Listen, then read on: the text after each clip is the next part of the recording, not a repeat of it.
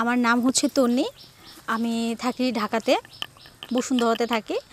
তো আমি school life শেষ করলাম, কলেজ লাইফ শেষ করলাম, ইউনিভার্সিটিও শেষ করে আসলাম।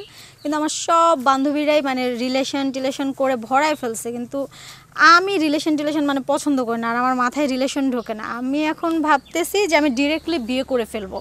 বিয়ে করে বরকে নিয়ে থাইল্যান্ড যাব, সুইজারল্যান্ডে যাব, হানিমুনে যাব, মানে ব্যাংককে যাব, অস্ট্রেলিয়া, মানে বিভিন্ন জায়গায় শুধু ট্যুরে যাব, এটাই আমার ইচ্ছা।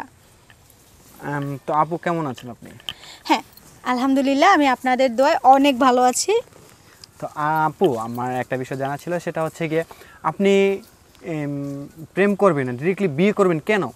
কারণ প্রেম করলে আগে ওই রোমান্টিকগুলো সব শেষ হয়ে যায়। আমার বান্ধবীরা করতেছে আমি দেখি, তারপর বিয়ের পরে দেখি ওরা কোনো আনন্দই করতে পারে না। মানে বিয়ের পরে সংসার, ঝগড়া, আজ এইটা কাল ওইটা। আর আমি ডিরেক্টলি বিয়ে করে প্রেম করা শুরু করে দিব। মানে হঠাৎ এত বিয়ের ইচ্ছা কেন? মানে ওইটার কারণ হচ্ছে যে ওরা রিলেশন করতেছে দেখে দেখে আমি ভাবছি আমি একটু আনকমন কিছু করি, মানে অন্য টাইপের।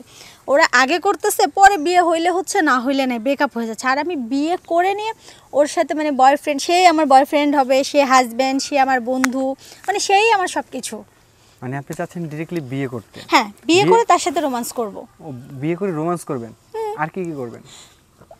ওই যে ঘুরতে যাব, দুজনে একসাথে কফি শপে যাব, আড্ডা দিব, মানে যেটা বিয়ের আগে ওই যে অনেকে করে না, ওই বাগানে গিয়ে গাছের নিচে দাঁড়িয়ে কথা বলে, ও ফুল ছিঁড়ে আমাকে একটু ঢিল দিবে, আমি একটু দুষ্টুমি করব, এরকম আর কি আমার ইচ্ছা খুব। মানে আপনি চাচ্ছেন একটু অন্যরকম টাইপের? হ্যাঁ, মানে কিন্তু বিয়ের পরে প্রেম চাচ্ছেন?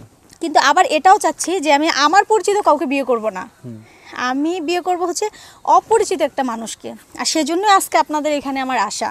হ্যাঁ, বুঝতে পারছি আপু, তো সমস্যা নাই, এটা কোনো ফ্যাক্টর না। কিন্তু কথাটা হচ্ছে যে বিয়ের পরে হানিমুনে কোথায় যাবেন বলছিলেন? সুইজারল্যান্ড, ব্যাংকক, থাইল্যান্ড, মানে বিভিন্ন জায়গায় ট্যুরে যাব আর কি।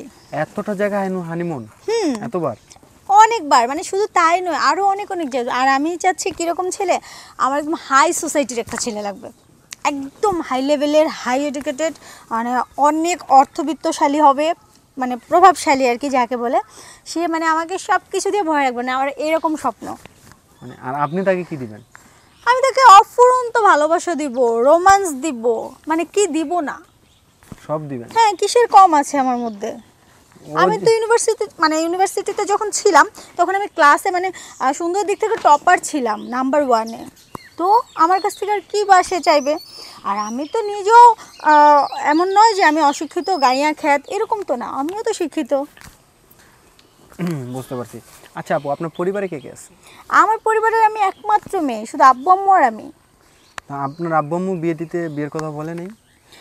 ওনারা তো বিয়ে দিতে চায় ওনাদের পছন্দের ছেলে। আব্বু বলে আব্বুর বন্ধুর ছেলের সঙ্গে দিতে, আম্মু বলে না আমার বান্ধবীর ছেলের সঙ্গে। আমি বললাম যে দেখ, তোমাদের বন্ধুর ছেলে, বান্ধবীর ছেলে রাখো, আমি নিজে ইন্টারভিউ দিয়ে, আমি ইন্টারভিউর মাধ্যমে এই দেশের যে কোনো একজন বিশিষ্ট শিল্পপতির ছেলেকে বিয়ে করব। শিল্পপতির ছেলেকে বিয়ে করে ওই যে বললাম, আমার সেই স্বপ্নগুলো পূরণ করব।